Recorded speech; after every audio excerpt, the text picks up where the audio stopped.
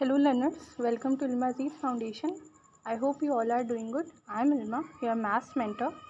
So last class में exercise सी के question 15 तक हमारे फिनिश हो गए थे एंड अब सिर्फ दो बचे हैं 16 एंड 17 जिसे हम इस क्लास में कवर करेंगे. ओके तो देखो क्वेश्चन 16 कह रहा है subtract the sum of 5x minus 4y plus 6z and minus 8x plus y minus 2z from the sum of 12x minus 5 plus 3z and minus 3x plus 5y minus 8z. Okay तो basically इस question में हमें subtract and add दोनों चीज़ें करनी है, पर किसको किससे करनी है ये थोड़ा मैटर करता है. और इसी को अगर हमने समझ लिया तो हमारे गलत होने के चांसेस कम हो जाएंगे. ठीक है, देखो सबसे पहले तो लिखा है सब्ट्रैक्ट. हमें मेन तो सब्ट्रैक्ट करना है, पर हमें एक्सप्रेशंस दी हैं 4. ठीक है, हमें दो के सम से उन दोनों को सब्ट्रैक्ट करना है. पहले देखो पहले दो एक्सप्रेशन जो दिए हैं तो subtract the sum of this. ठीक है, इन दोनों के सम से हमें इन दोनों के सम को सब्ट्रैक्ट करना है. ओके तो हम इसका सॉल्यूशन चलो बिगिन करते हैं. तो स्टेप ए, इसमें देखो 3 स्टेप में हमारा ये क्वेश्चन कंप्लीट होगा. तो स्टेप ए क्या है, sum of 12x minus Y plus 3z and minus 3x plus 5y minus 8z. Okay तो देखो हमें इन दोनों के सम से सब्ट्रैक्ट करना है ना, तो हम पहले इन दोनों एक्सप्रेशंस को ऐड कर लेंगे क्योंकि हमें इन्हीं दोनों एक्सप्रेशन के एडिशन से इन दोनों के एडिशन को सब्ट्रैक्ट करना है. तो पहले जब हम इन्हें ऐड करेंगे तो देखो इनका एडिशन कैसे होगा. तो 12x minus Y plus 3z plus, क्योंकि ऐड करना है, then minus 3x plus 5y minus 8z. तो हमने आज सिंपली ये एक्सप्रेशन पहली वाली लिखी एंड प्लस का साइन लगाया क्योंकि हमें ऐड करना है, एंड देन ब्रैकेट के अंदर सेकेंड एक्सप्रेशन लिख दी. ओके सो हमने ब्रैकेट के अंदर क्यों लिखी, जस्ट बिकॉज माइनस 3x से इक्वेशन बिगिन हो रही है, हमें ऐड करना है. हम दो साइन एक साथ नहीं लिख सकते और कोई साइन का कन्फ्यूज़न ना हो, इसीलिए हमने अपनी सेकेंड एक्सप्रेशन ब्रैकेट के अंदर लिखी है. ओके तो ब्रैकेट के बाहर देखो जैसे प्लस है तो अंदर की एक्सप्रेशन पे कोई फ़र्क नहीं पड़ेगा, हम सेम वही उतार देंगे. पहली वाली एक्सप्रेशन हमने ऐसे ही उतार दी 12x minus Y plus 3z. Then दूसरी वाली भी हमने प्लस का साइन रिमूव करके minus 3z plus 5y minus 8z note कर दिया. ओके अब हमें क्या करना है, अब हमें बेसिकली इनको इनके लाइक टर्म्स के अकॉर्डिंग अरेंज करना है. तो पहला क्या है 12x है और 12x का लाइक टर्म क्या है माइनस 3x. ठीक है, तो हमने लिखा 12x माइनस 3x. फिर y के टर्म्स पे आ जाते हैं तो माइनस y, तो हमने माइनस y नोट किया एंड देन प्लस 5y. ठीक है, प्लस 5y नोट किया. फिर z के टर्म पे तो पहला है plus 3z. Okay and last minus 8z. तो 3z माइनस 8z. अब हमारा मेन क्या है, मेन हमारा स्टेप होता है हमें इनके लाइक टर्म्स में तो अरेंज कर दिया, अब हमें इनके कोएफिशिएंट को ऐड सब्ट्रैक्ट करना है. तो सबसे पहले हमारा क्या है 12x, तो 12x का कोएफिशिएंट हो जाएगा 12 एंड माइनस 3x है तो माइनस 3x का कोएफिशिएंट माइनस 3 एंड 12 माइनस 3 ये होता है basically 9 and the literal factor is x, so the term will be 9x. Okay and फिर y के टर्म्स हैं तो y के में पहला टर्म है minus y, so minus y का कोएफिशिएंट होगा माइनस 1 एंड प्लस 5y का कोएफिशिएंट होगा plus 5. Okay and minus 1 plus 5 is 4. ठीक है, and the little factor is y, so the term is 4y. ठीक है, और इन दोनों के बीच में प्लस का साइन प्लस 4y होगा. Got it. एंड z के टर्म्स क्या है 3z एंड माइनस 8z. तो 3z में 3z का कोएफिशिएंट है 3 एंड माइनस 8z का कोएफिशिएंट है minus 8. Okay and 3 minus 8 is minus 5 and the little factor is z, so the term is minus 5z. Okay so ये हमारी last में add करके फाइनल एक्सप्रेशन क्या आ गई 9x plus 4y minus 5z. ये हमारी फाइनल एक्सप्रेशन ऐड करके आ गई. हमें इसमें से सब्ट्रैक्ट करना था ना, तो हमें इनके सम से सब्ट्रैक्ट करना था, तो हमारा इनका सम पहले आ गया.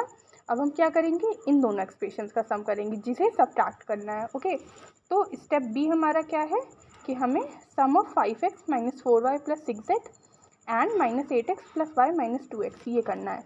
तो इसमें भी सेम वही प्रोसेस रहेगा. हमने पहले 5x minus 4y plus 6z note किया, फिर प्लस का साइन लगा के ब्रैकेट के अंदर ये सेकेंड एक्सप्रेशन क्लोज कर दी. Got it.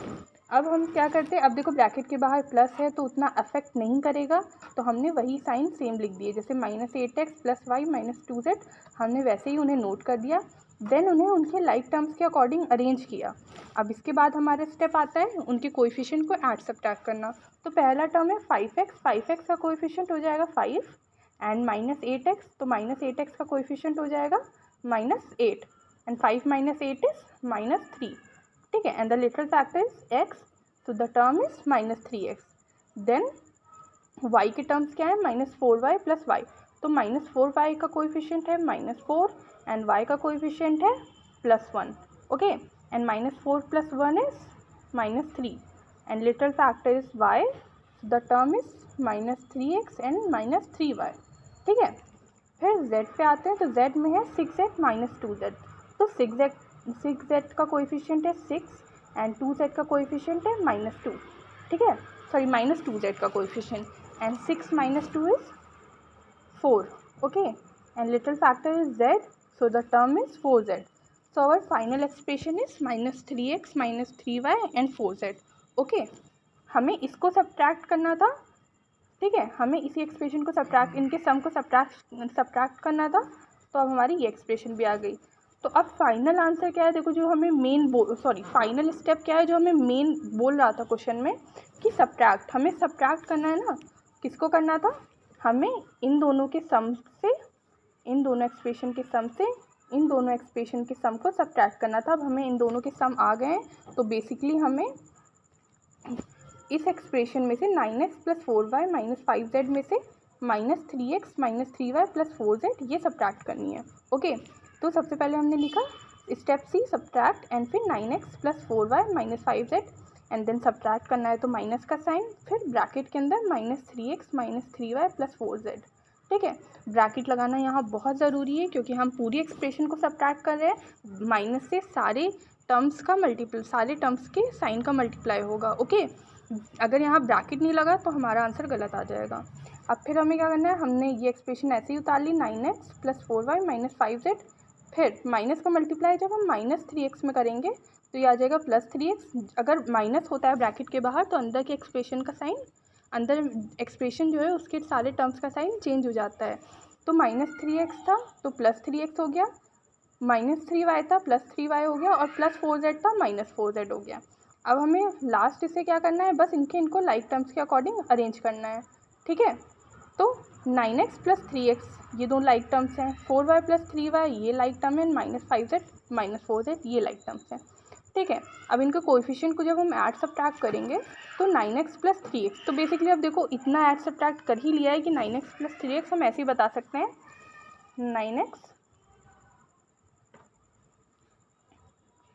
+ 3x, तो 9 + 3 is 12, okay, and x, so 9x + 3x is 12x, and then 4y + 3y, तो 4y + 3y, ठीक है। लिटिल फैक्टर सेम है क्योंकि लाइक टर्म्स हैं, तो 4 + 3 ही सिर्फ ऐड करेंगे, 4 + 3 होता है 7 and the little factor is y, so the term is 7y, तो 12x + 7y, ओके।